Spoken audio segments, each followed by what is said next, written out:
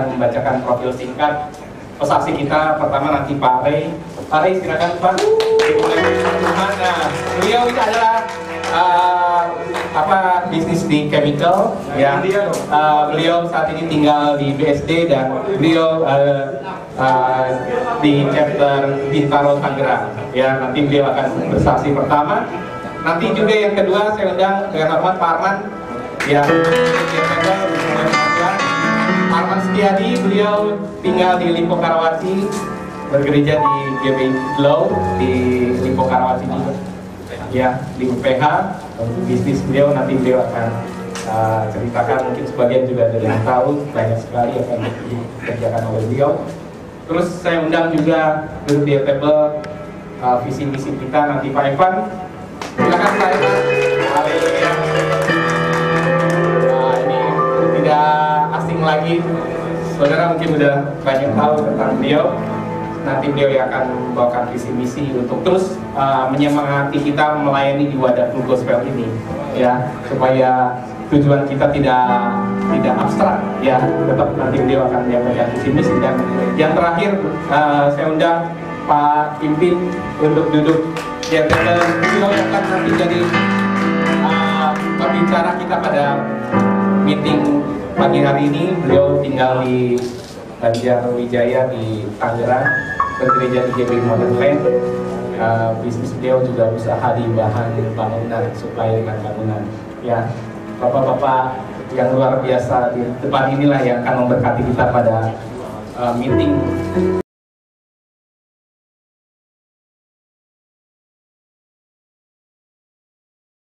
Tuhan, saudara, kita telah mendengarkan Bapak kesaksian yang luar biasa, saudara.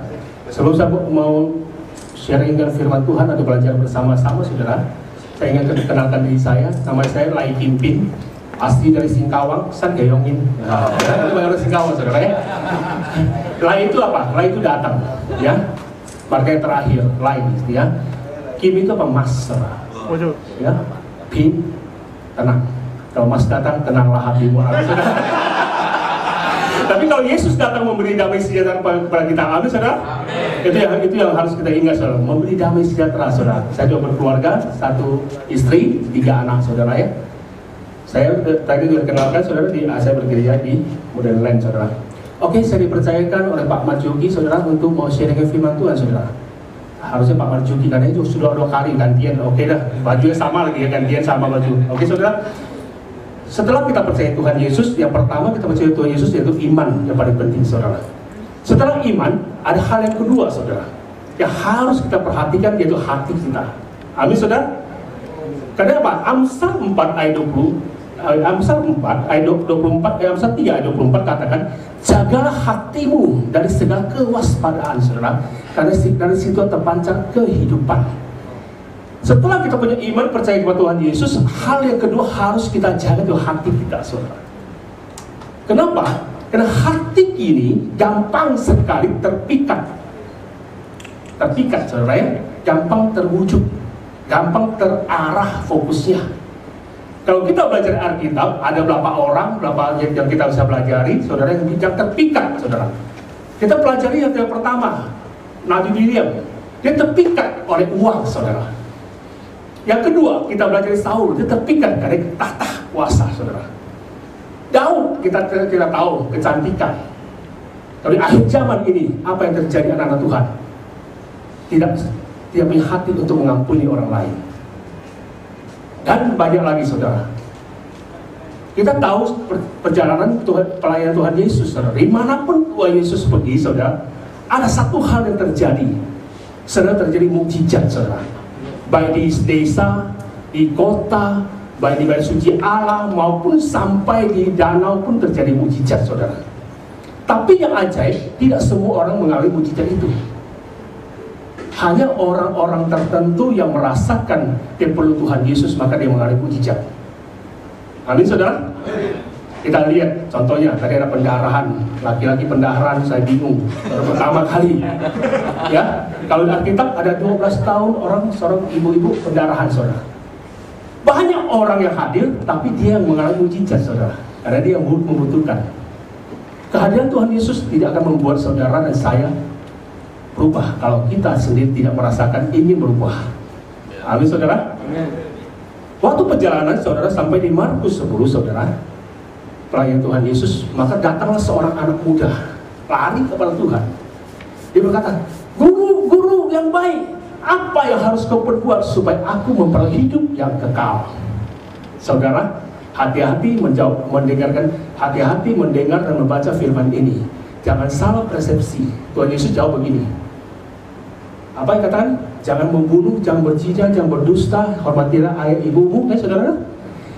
Ya, Tuhan Yesus jawab ini bukan berarti dia lakukan ini dapat hidup kekal. Hati-hati, saudara. Ini yang pertama, bukan utama.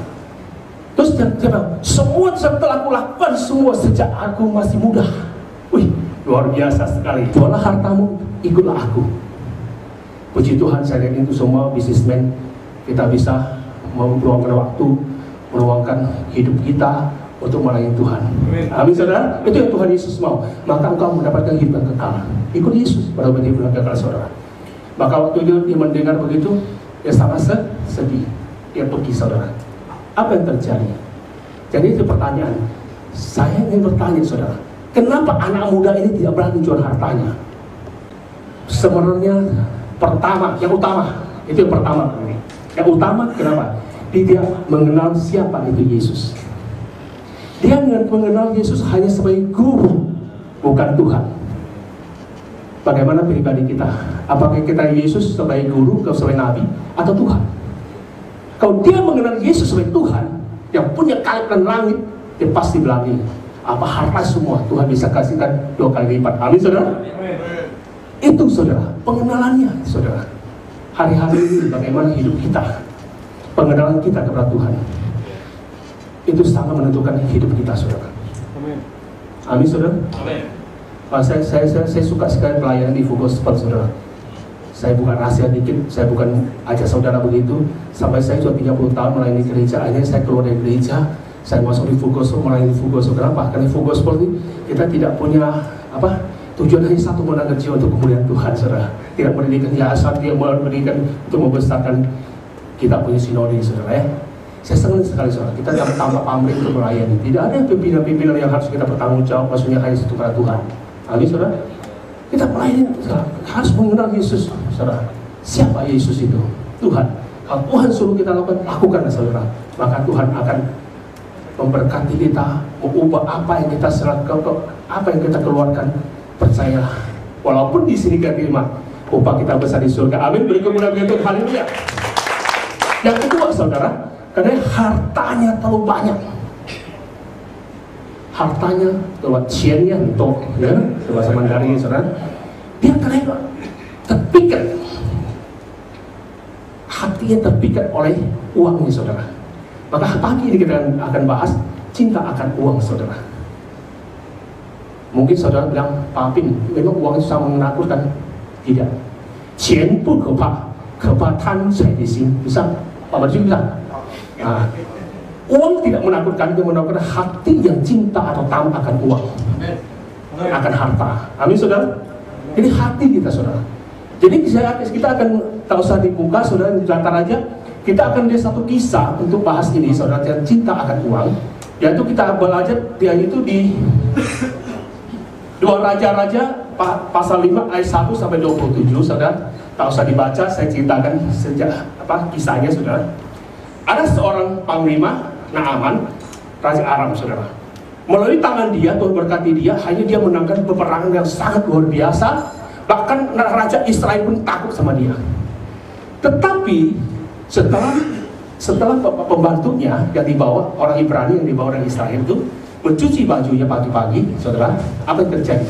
Di baju jubahnya kelihatan ada lelehan, saudara, ya, ada cairan. Dia, wah, pembantu ini mengatakan, tuanku sakit kusta, saudara. Setelah dia tahu dia sakit kusta, pembantunya kasih tahu pada nyonya, Nya, coba tuanku mau pergi ke Samaria. Di sana ada nabi, pasti dia sembuh. Saudara berakhir full gospel, cari teman-teman yang bisa memberi ide yang bagus-bagus, yang bisa dukung saudara. Amin, saudara. Saya pembantu ini, saudara. Apa yang dikatakan? Pergilah ke nabi di Samaria, pasti dia sembuh. Dia beri nasihat yang luar biasa. Istrinya pun sampaikan kepada Naaman pun akhirnya jadilah pergi, saudara. Dia sampaikan ke raja tulis surat akhirnya ke raja Israel. Apa yang terjadi? Sampai di Israel, raja Israel pun sampai marah sekali. Siapa aku bisa sembuhkan orang kusta, katanya. Aku Tuhan kah? Sampai dia sobekkan, cerita kita sobekkan jubahnya. Waduh, ini macam gara-gara untuk perang, katanya, saudara. Takut, kan, saudara, kelihatan. Takut karena Naaman saat itu sangat luar biasa. Dengan diberkati Tuhan untuk memenangkan peperangan. Maka raja sangat marah, sangat takut, saudara. Ini macam gara-gara sama saya, karena ini perang, karena alasan suruh saya sembuh kustanya, saudara. Setelah itu Elisa kedengaran Nabi Elisa. Elisa bilang, rajaku kenapa mulai bujangnya ke sana? Kenapa Tuhan? Rajaku kenapa kamu marah? Suruh dia datang kepada aku, katanya, saudara. Saudara tahu ceritanya? Datanglah. Akhirnya Elisa tidak keluar untuk ketemu dia, saudara. Saya kadang-kadang saya sering kalau ketemu hamba Tuhan di pedalaman, saudara, saya sering ingat. Jadi hamba Tuhan harus punya jati diri, identitas. Jangan lihat orang kaya langsung kita mampiri gitu, wah keluar. Elisa tidak, saudara. Keluar berkagak, panglima datang. Tidak keluar, saudara. Dia hanya bilang pesan ini, mau sembuh ya? Tuh, cemplung sana kan, Sungai Jordan tuh. Cemplung 7 kali mandi aja ya. Wah, Naaman dengar mengaraskan kurang ajar ini. Saya panglima, kenapa nggak keluar? Bagaimana? Terus maunya dia apa? Maunya kalau datang tangannya sembuh gitu. Maunya begitu kan? Ceritanya gitu kan? Seringkali kita belum demikian. Kalau kita ada masalah sama Tuhan, kita tentukan Tuhan sembuhkan caranya, cara Tuhan, cara kita, bukan cara Tuhan, saudara. Karena simple sekali, mandi aja 7 kali kan ya. Sembuhin 7 kali, lu sembuh lah. Seringkali Tuhan buat sesuatu, percaya saja. Memang bisa, percaya saja. Amin, itu bisa, saudara. Tahun 2006, saudara, saya mengalami satu hal, saudara. Pertengahan Januari, istri saya, saudara, tengah malam, kakinya tidak bisa diluruskan, jadi kaku, saudara.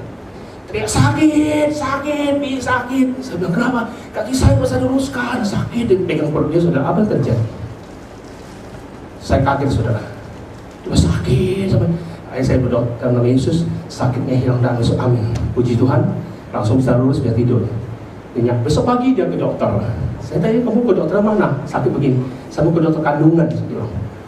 Bisa bawa sini? Bisa, bawa sini. Pergi, saudara. Apa yang terjadi? Dokter sama kaget. Bu, ini kan baru 3 bulan yang lalu, pasir, nggak ada apa-apa. Ibu kandungannya ada kista 6,5 cm, katanya. Dok, kok bisa begini? Saya juga nggak tahu, dokter bilang, baru 3 bulan sudah 6,5 cm. Apa yang terjadi? Saudara, jangan percaya satu dokter, cari dokter yang lain. Juga dokter yang kedua, saudara, dulu masih Geraha Medika, saudara ya. Apa yang terjadi? Dokter bilang, kalau mau jelas masukin kamera teropong, pasti nggak salah. Istri saya telepon saya, oke, teropong aja, saya bilang. Teropong, dokter yang kedua pergi ke dokter yang kedua, apa yang terjadi? Dokter bilang, Bu, bukan hanya 6,5 cm, sebelah kiri 6,5 cm, sebelah kanan 3,5 cm. Ada 2. Saya juga bilang, jangan percaya dulu ke dokter 3. Sudah teropong, saudara. Oke. Akhirnya suatu hari itu, hari Jumat, saya dari Palembang, saya pulang, dia pergi ke rumah sakit sama teman saya istri. Akhirnya ada 2. Saya pulang Jumat malamnya saya berdoa sama dia. Saya bilang, satu kerinduan, saudara. Kenapa gereja lama ya tidak ada takol kesembuhan ilahi itu? Saudara, timbul, saudara. Karena kita pelai itu, tahu-tahunya kalau Tuhan kirim minggunya, saudara. Pas minggu ini datang, pendeta yang ngomong ini, hari ini Tuhan suruh saya doakan orang sakit. Yang tidak sakit pulang, katanya. Yang sakit tinggal sampai malam saya layani. Saya bilang, Tuhan itu hamba Tuhan luar biasa. Boleh, itu bagus sekali, saudara. Sampai akhirnya kita kan pelayan nggak bisa doakan. Akhirnya saya bilang, ini kesempatan didoain. Apa yang terjadi, saudara? Sudah jemaah semua didoain selesai, ada jeda waktu 1 jam untuk ibadah kedua. Saya minta dia sudah doain, saya temanin istri teman saya, jagain dia, saudara. Waktu pendeta doain, pendeta nggak tanya lah, untuk mata istri saya seperti keseruman, gitu. Saya lihat saudara, tangannya nggak kena kepalanya gitu. Terus sudah itu istri saudara udah jalan lagi ke mau pelayanan saudara. Dipanggil pendeta, bu, balik. Saudara gila, ini bule kok bisa bahasa Indonesia? McLendon saudara ya, yang pelawan. Bu, balik. Kenapa? Tadi ibu pergi, Tuhan kasih saya lihat, ibu punya tumor katanya. Tadi nggak tanya, kok tahu? Iya, Tuhan kasih tahu. Mau sembuh? Mau? Masalahnya apa? Hati kamu katanya. Kenapa? Ampuni orang yang sakit hatimu, maka engkau sembuh. Wah, mau sembuh? Mau? Ayo ampuni, sebut namanya. Nggak bisa, teriak. Enggak! Kalau itu teriak istri saya saudara. Udah itu saat apa yang terjadi? Sudah ternyata desak dia terus, akhirnya dia mau ngomong, ya mau sembuh ya, ampunilah. Maka diampuni saudara. Jadi kakak saya pernah sakit hati, berantem sama dia, pernah kutuk dia, ya saudara. Orang Singkawang tahulah, kalau cewek berantem orang Singkawang itu, wah kutukannya luar biasa saudara ya. Itu luar biasa sampai itu ya saudara. Saya waktu dia kutuk, saya tolak karena saudara. Memang nggak terjadi. Kenapa? Dikutukan satu, ini bukan ingin kembali, hanya saya kasih tahu. Kalau melahirkan mati kan ya, kan ngeri kan, kutukan kalau melahirkan mati. Saya tolak, anak saya 3 nggak mati-mati gitu. Tuhan Yesus dasar, habis saudara. Akhirnya istri saya mau ngomong ampuni. Sebutkan namanya, saudara. Oke. 2 hari kemudian saya pergi periksa dokter yang ketiga. Dokter Denny, karena sudah mati, saya sebutin namanya dah. Sudah mati, Dokter Denny yang Pluit, saudara. Terkenal kalau orang di sini tahu lah. Itu anak saya 2 sama dia. Apa yang terjadi? Diperiksa. Hasilnya diperiksa. Oke, aku coba periksa di USG. Apa yang terjadi? Istanya dua-duanya dalam nama Yesus hilang semua. Haleluya. Yesus dahsyat, amin saudara. Ampuni, dahsyat sekali. Hanya simple, ampuni sembuh. Kalau enggak operasi katanya kan. Tapi saya sampai sini, kesaksiannya sebenarnya ada terusnya nanti saudara ya. Nanti nggak habis waktunya, nggak sampai selesai nih. Apa yang terjadi saudara? Naaman lakukan, akhirnya terpaksa. Dia punya ajudan lagi. Ajudan bilang, Tuhan, kalau Nabi itu suruh lebih susah, kamu masih lakukan kan? Ini kan gampang. Justru manusia paling susah, gampang nggak mau. Sedang benar, percaya Yesus masuk surga, gampang bener. Nggak puasa sudah meditasi masih nggak bisa masuk kan? Gitu kan? Itu bener. Percaya Yesus masuk surga, gampang. Tapi banyak orang nggak mau saudara. Seperti Naaman, celup 7 kali sembuh, nggak mau. Akhirnya untung ada penasihat atau ajudan. Dia suruh paling susah kamu mau, puasa kamu mau, meditasi lu mau, ini hanya percaya, udah Tuhan cukup. Yalah hanya cumpung. Apa yang terjadi? Sekali 7 kali akibatnya apa? Sembuh saudara, seperti anak muda, luar biasa saudara. Setelah itu dia kembali lagi ke Elisa. Balik ke Elisa, dia bilang apa? Dia bawa banyak sekali harta saudara ya, persembahan ke Elisa. Terus yang sedang dahsyat Elisa tolak saudara. Tidak, balikin tidak mau. Ini ada pertanyaan, kenapa Elisa tolak? Ini penting sekali saudara. Seringkali kita bisa lakukan seperti Naaman. Kenapa Elisa tolak? Karena dia mau sembuh dulu, baru mau persembahan. Bukan persembahan dulu, baru minta kesembuhan. Sehingga kita bilang, Tuhan kalau nggak berkati aku melayani kau di Full Gospel, nanti ke Semarang, gitu kan? Nanti kalau Tuhan berkati aku mau ke Medan, berkati lu Tuhan. Ke pelayanan saudara bisa ditolak Tuhan, karena bersyarat. Nah, Aman pun bisa ditolak, kenapa? Karena bersyarat. Sembuhkan saya kasih. Saya harapkan kita semua tidak seperti Naaman. Amin saudara. Amin. Kita melayani Tuhan karena Tuhan sudah melayani kita untuk memberikan hidupnya kepada kita. Hidup yang kekal, masih kita melayani dia. Saya percaya kalau kita melayani Tuhan yang sungguh-sungguh, Tuhan akan memberkati kita. Amin saudara. Amin. Jangan langsung pikir uang saudara. Enggak, uang belum segala-galanya. Amin saudara. Tuhan akan memberkati apa? Ditolak saudara. Saya harapkan kita melayani Tuhan, kita ada masalah apapun saudara, tetap kita setia kepada Tuhan. Amin. Supaya apa? Supaya persembahan kita nanti diterima Tuhan. Akibatnya apa saudara? Naaman bawa pulang semua hartanya saudara. Wah, hartanya hambanya si Elisa, Gehazi pikir begini, waduh, tuanku terlalu segan sama panglima. Enggak segan saudara, mau ketemu dia kagak, nggak mau. bukan sekedar sama dia. Akhirnya saudara, apa yang terjadi? Kita akan lihat ciri-ciri orang yang cinta akan uang. Kita belajar dari Gehazi. Akhirnya di ayat 20, saudara, boleh tayangkan. Di 2 Raja-Raja 5 ayat 20, ya. Berpikirlah Gehazi bujang Elisa abdi Allah. Sesungguhnya Tuhanku terlalu menyegani Naaman orang Aram itu dengan tidak menerima persembahan yang dibawanya. Demikian Tuhan yang hidup, sesungguhnya aku akan berlari mengejar dia, akan menerima sesuatu daripadanya. Apa yang kita belajar dari Gehazi? Saudara, orang yang cinta akan uang, pertama, ciri orang pertama yang cinta uang, pertama pikirannya jahat. Pikiran jahat, saudara. Pikiran jahat, saudara. Elisa gak punya pikiran apa segan sama dia. Dia pikirin sendiri, saudara. Akhirnya dia ingin pikiran, wah saya akan kejar, ingin dapat sesuatu, saudara. Kalau kita masih punya pikiran jahat, tandanya kita bukan cinta Tuhan tapi cinta uang. Yang kedua, saudara, kita akan lihat di ayat selanjutnya 21. Lalu Gehazi mengejar Naaman dari belakang. Ketika Naaman melihat ada orang berlari-lari mengejarnya, turunlah dia dengan segala dari atas kereta untuk mendapatkan dia dan berkata selamat. Ayat ini menjelaskan ciri orang kedua cinta uang, saudara. Tahu apa ciri orang kedua cinta uang? Kuda pun kalah larinya, Pak. Artinya Pak, orang cinta uang bisa lakukan apapun juga, saudara. Itu orang cinta uang, saudara. Itu kuda kalah. Itu tahu nggak Panglima, kalau Panglima punya kuda berapa? Panglima 4, Pak. Bayangin kenceng nggak? Larinya bisa kerja kuda, saudara. Saudara, jawabnya selamat. Tuanku Elisa minum aku mengatakan baru saja datang kepadamu 2 anak muda. Dia cerita, saudara, di sini kan. Kita usah baca semua rahasia ceritanya.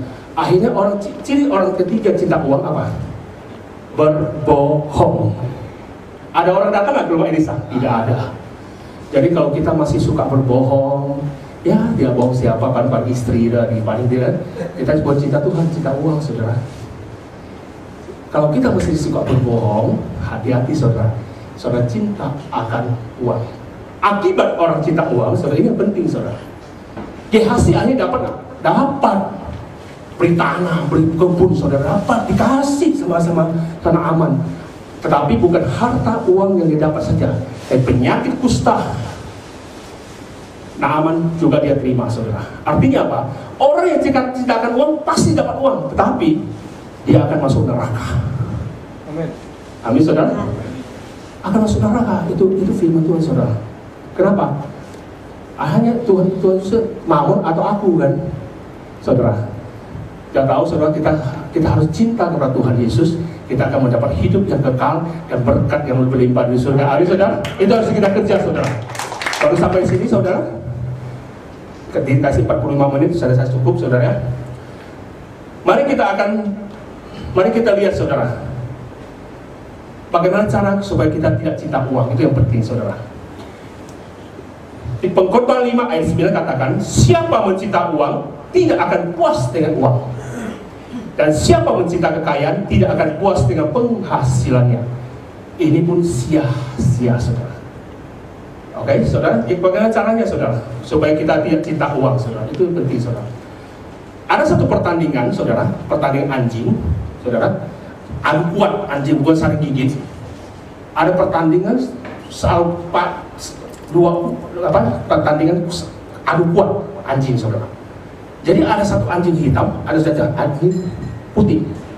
Itu diikatkan lehernya, saling menarik. Menurut saudara, hitam menang atau putih yang menang? Dua anjing diikat lehernya, saling menarik. Menurut saudara yang menang putih atau hitam? Gak ada yang menang.